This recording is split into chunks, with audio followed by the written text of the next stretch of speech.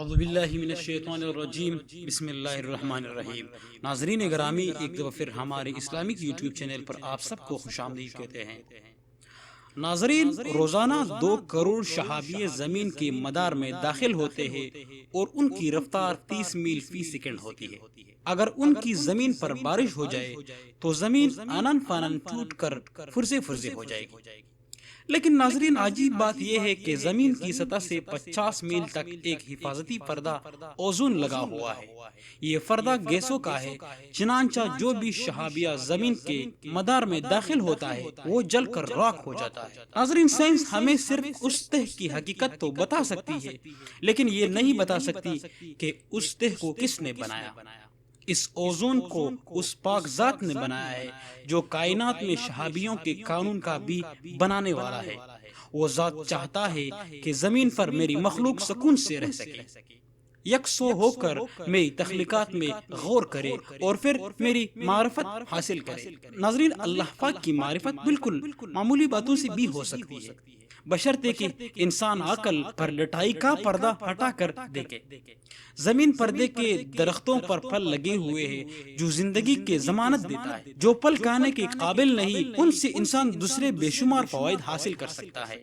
یہ بھی انسان کی زندگی کو زمین پر آسان بنانے کے لیے باقاعدہ منصوبہ بندی ہے جو کسی نہایت پاک ذات نے کی ہے۔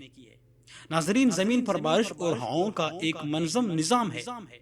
ہوائیں سمندروں سے کارے اور کڑوے پانی کو اڑا کر بادل بناتی ہے اور ان بادلوں کو خشک اور پیاسی زمین پر برسا دیتی ہے۔ لیکن حیرت انگیز طور پر جب پانی زمین پر گرتا ہے تو کارا اور کڑوا نہیں بلکہ میٹھا ہوتا ہے تاکہ زمین پر رہنے والے اس سے فائدہ حاصل کریں۔ ناظرین، یہ بھی کوئی حادثہ اور اتفاق نہیں، یہ ایک عظیم منصوبہ بندی ہے۔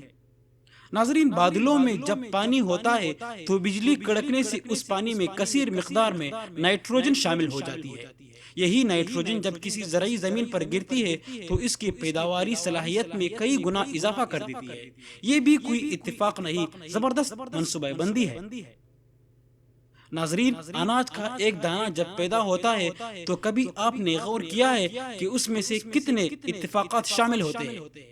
زمین میں زرعی قوت کا ہونا ضروری ہے، درجہ حرارت ایک خاص سطح پر ہونا چاہیے، بارش ہر وقت ہونی چاہیے، سورج کی حرارت بھی مناسب ملنی چاہیے، آکسیجن اور نائٹروجن کا عمل بھی تکمیل کو پہنچنا چاہیے، پانی کی سیرابی بھی ایک حد تک اور مقررہ وقت پر ہونی چاہیے۔ اگر یہ سارے اتفاقات ہوں گے تو ہی ایک بیج پھوٹے گا۔ اپنی مٹی میں گندم بھر کے نیچے گراتے ہوئے سوچنا، اس کے ہر دانے میں بے شمار چیزوں نے اپنا اپنا حصہ ڈالا ہے۔ بے شمار عوامل نے انسان کے پیٹ کی آگ بجھانے کے لیے شراکت داری کی ہے۔ بے شمار چیزوں نے انسان کی چاکری پر اتفاق کیا ہے۔ بیج کی پوٹنے کے لیے یہ سارے عوامل کوئی بے ہنگم حادثہ یا اتفاق نہیں، یہ ایک عظیم منصوبہ ساز یعنی میرے اللہ پاک اس بڑے ذات کی زبردست حکمت عملی ہے۔ ناظرین، انسان کی خوراک کو دیکھیے، وہ گندم کے دانے پیس کر کھاتا ہے۔ یہ آٹا جب اس کے جسم پر پہنچتا ہے تو اس سے ایسی چیز بنتی ہے جو کسی بھی لحاظ سے گندم سے مشابہت نہیں رکھتی، نہ ہی اس میں گندم کے خواص پائے جاتے ہیں۔ مثلا جسم میں جانے کے بعد کسی جگہ اس گندم سے خون بنتا ہے تو کسی جگہ اس گندم سے ہڈی بنتی ہے، تو کہیں جگہ گوشت بنتا ہے، کہیں چربی بنتی ہے، اور آپ کو بتاؤں کہ ایک خاص جگہ پر وہ نطفہ بنتا ہے جو اسی انسان جیسے ہزاروں انسان پیدا کرنے کی قابلیت رکھتا ہے۔ ناظرین، کیا گندم میں یہ ساری خواص خود بخود پیدا ہو گئے یا کسی نے باقاعدہ منصوبہ بندی سے یہ ساری صلاحیتیں گندم کے اندر رکھی ہے؟ یہ ہرگز ناظرین اتفاق نہیں ہو سکتا، یہ میرے رب کا منصوبہ بندی ہے۔ ناظرین، ایک اور حیرت انگیز بات دیکھیے، زمین پر انسان کو جس چیز کی جتنی ضرورت ہے وہ اتنی ہی زیادہ مقدار میں ہے، اور جس چیز کی جتنی کم ضرورت ہے وہ اتنی کم ہے۔ انسان کے لیے سب سے ضروری چیز ہوا آکسیجن ہے، اور زمین پر انسانوں کے لیے آکسیجن اتنی عام اور وافر ہے کہ دنیا کی کوئی جگہ آکسیجن کے وجود سے خالی نہیں ہے۔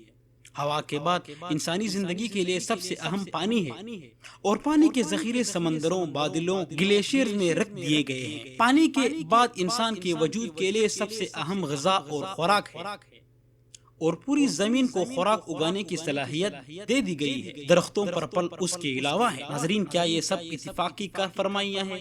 ہرگز نہیں، یہ اسی پاک ذات کا چلایا ہوا نظام ہے جو انسان کو بنیادی ضروریات کے لیے خوار نہیں کرنا چاہتا، بلکہ اسے یکسوئی سے اپنی ذات تک پہنچنے کا موقع دینا چاہتا ہے۔ ناظرین، کیا ماں کی ممتا بھی ایک اتفاق کا نتیجہ ہے؟ جب وہ اپنے نومولود کو ممتا کے ہاتھوں پیار سے اپنے سینے سے لگاتی ہے تو اس سینے پر بچے کی غذا کا چشمہ رکھا ہوا ہے۔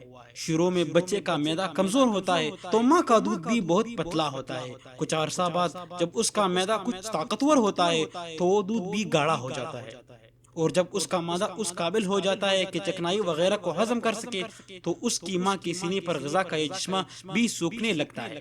تو کیا ناظرین یہ بھی کوئی اتفاق ہے؟ ہرگز نہیں، یہ میرے رب کی منصوبہ بندی ہے، یہ کائنات کے خالق کی حکمت اور بصیرت سے طے کردہ منصوبہ بندی کا حصہ ہے۔ ناظرین، اپنے اس گناہگار بندے کو دعاؤں میں ضرور یاد رکھنا، اور آخر میں نبی کریم صلی اللہ علیہ وسلم پر ایک دفعہ درود شریف ضرور پڑھنا۔ اللہ حافظ۔